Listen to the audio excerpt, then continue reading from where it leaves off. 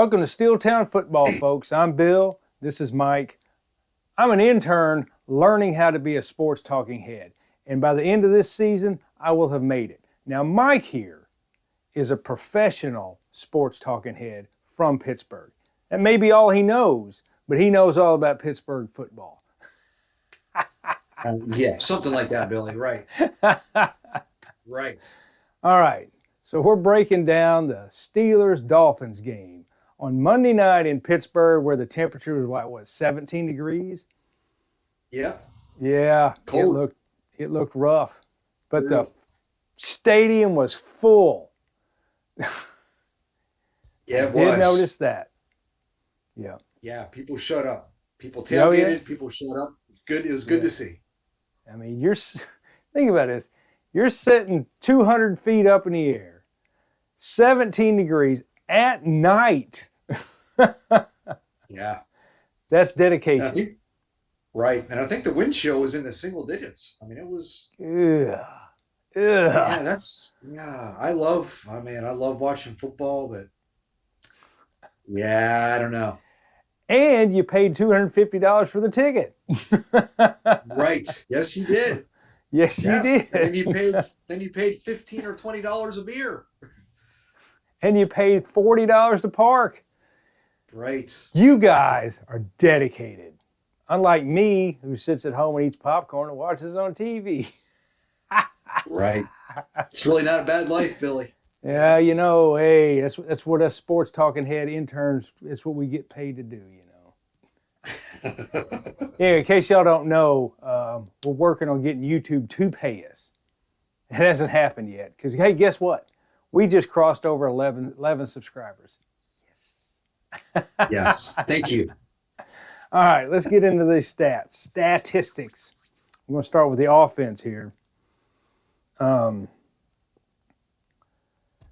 Aaron Rodgers threw for 224 yards and 2 touchdowns.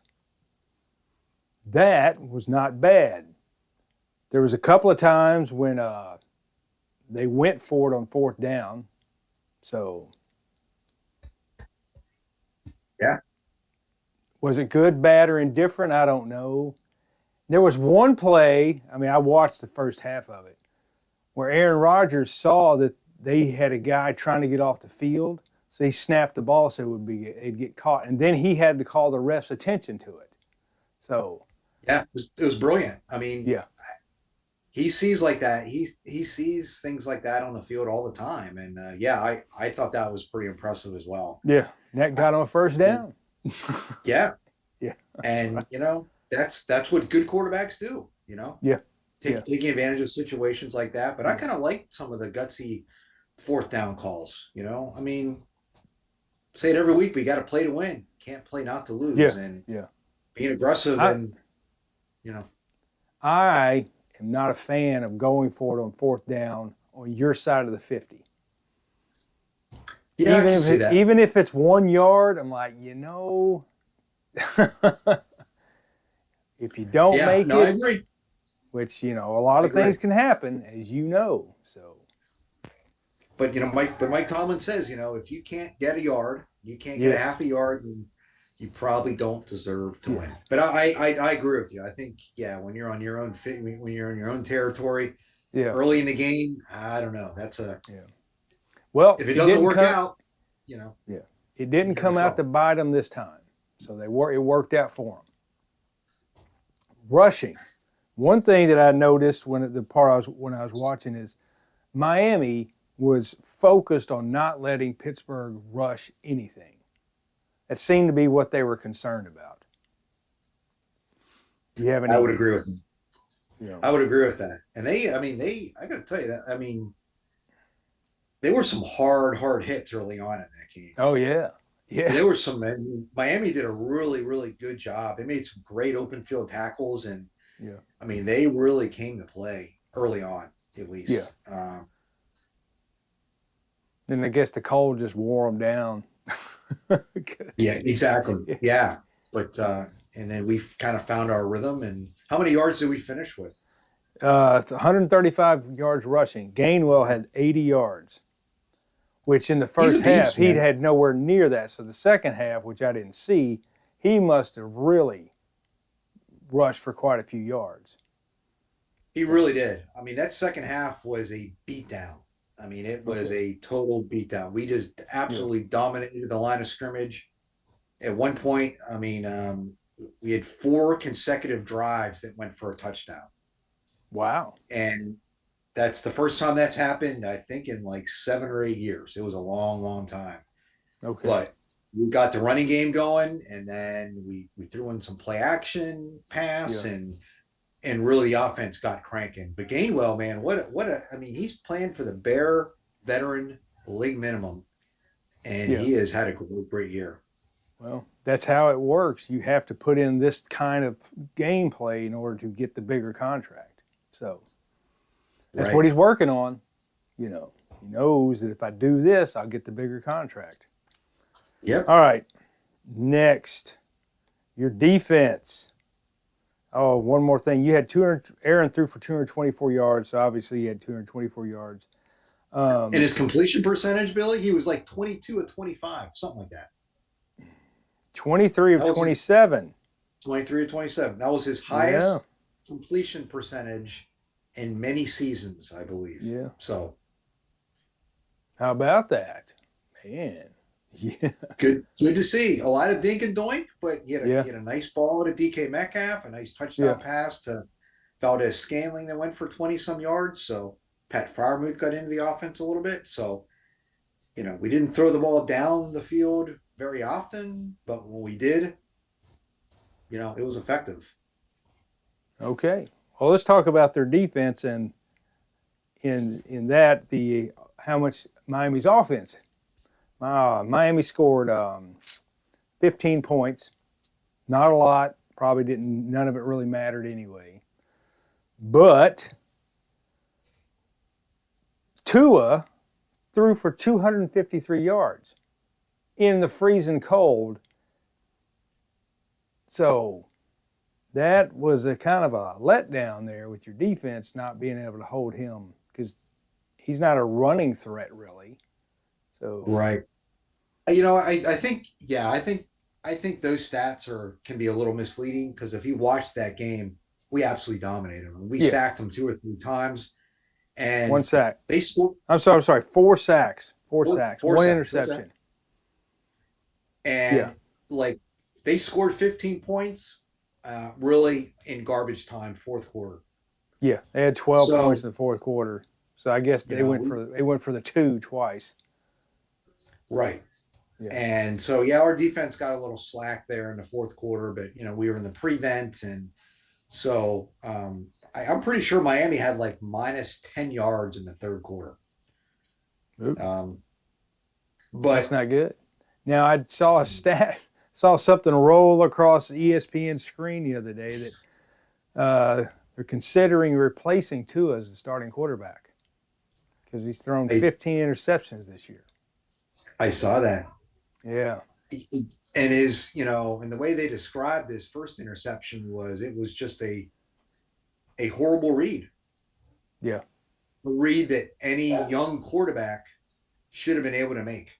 Like it was not, again, I'm not a quarterback, but, the way it was described was that, you can't throw that pass. You should absolutely know where that extra safety was based on everything happening around you. And it was just a horrible decision. And, well, look, every quarterback makes a horrible decision every once in a while. But evidently he's thrown a lot this year. So he's made 15 of them, right? 15. Right. 15's a lot. That's more. Yeah. It's more than 1 a game. Right. So, but all right. But we were, keep in mind too, we were without TJ Watt. Yeah. TJ Watt did not play. And coming into that game, I think we were either 1-10 or 1-11 when TJ Watt does not play. So the fact that the fact that we won without TJ Watt, I mean, I'll take it. Hey, a win's a win. It doesn't matter how ugly it is. It's a win. So anyway, but you gave up 63 yards rushing, which is great. Like I say, you had 4 sacks on Tua, and they had 63 yards rushing. So, that you dominated the line of scrimmage. We did, and a lot of those rushing yards came on their first drive. I mean, their first drive went for. I mean, they ran like a little screenplay that went for like 20 yards, I mean, they had a couple of really nice runs on that first drive, which led to a field goal. And after that, we just shut them down, And I think Miami coming in was playing as good as anybody. They'd won 4 games in a row. Yeah, and their rushing game was really, really strong. So the fact that our defense showed up and stuffed the run was great.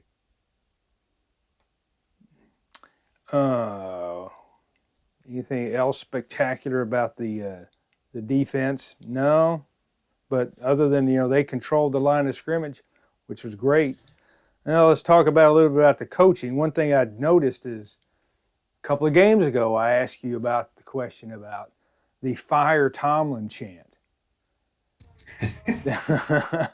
Yes. That seems to have quelled. It's not gone away. It's out there, right? It still exists. It's still there. But it seems to have quieted down with 2 wins in a row. Right. All right. I would agree with that. 2 very big wins in a row. Oh yeah. But maybe it was so cold out last night, Billy, that people had trouble, they had trouble getting those words out. I don't know.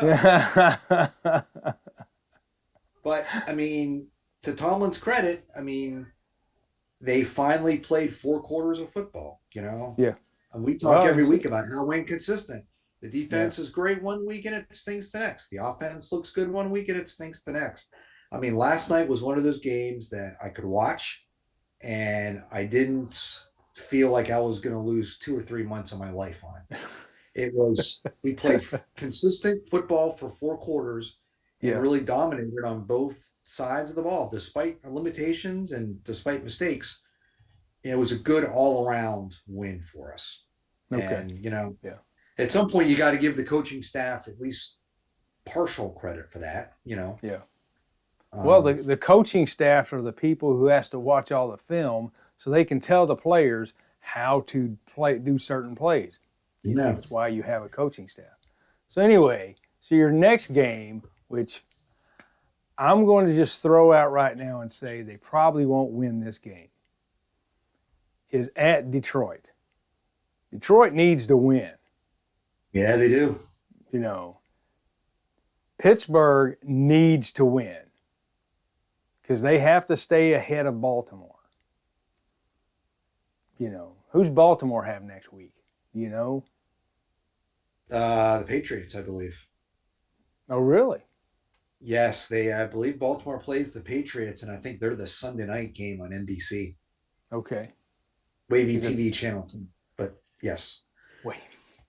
Your local NBC affiliate, folks, remember, whatever your local NBC affiliate is, please tune in because they need all the ratings they can get.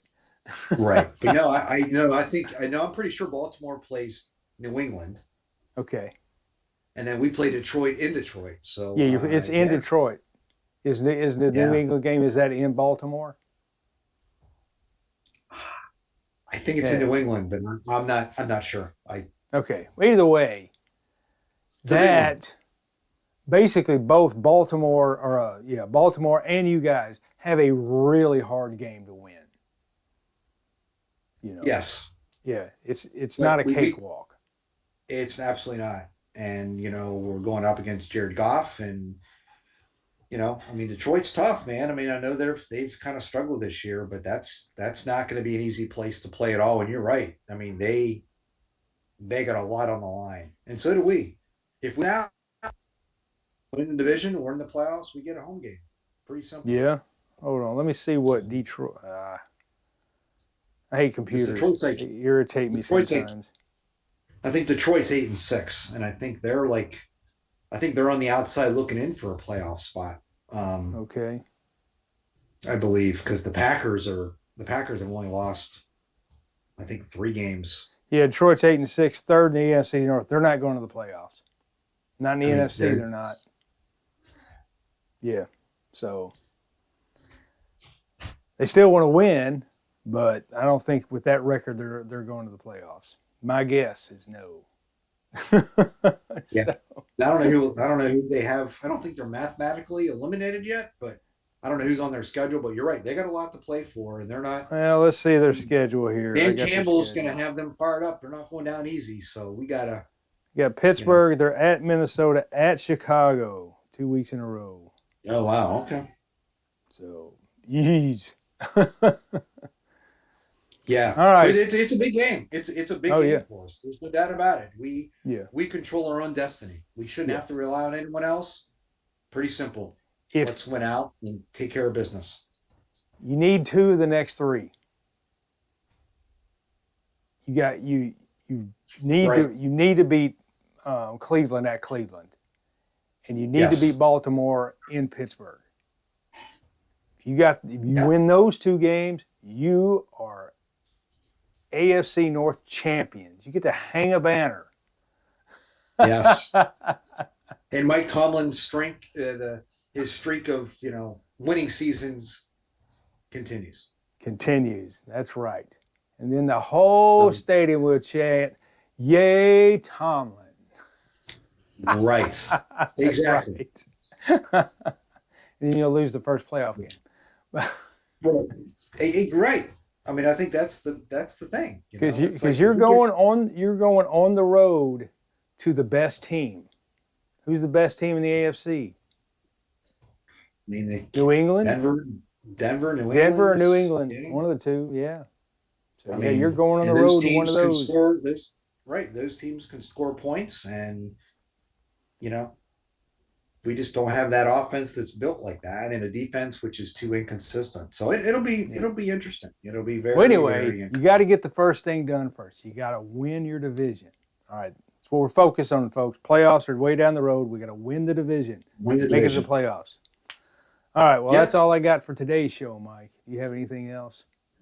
No. Just it's a good win, and we just got to keep it going, and hopefully this is some momentum to keep playing hard and take care of business, control our own destiny, and hopefully we made those adjustments to right the ship, and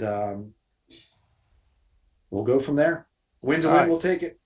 Remember, folks, please subscribe to Steeltown Football. Right there it is, Steeltown Football. It's on YouTube. We need your support. So long, everybody. So long. Good night. Go Steelers. Go Steelers. This has been a production of Steeltown Football. Tune in each week for the best Steelers commentary in the world.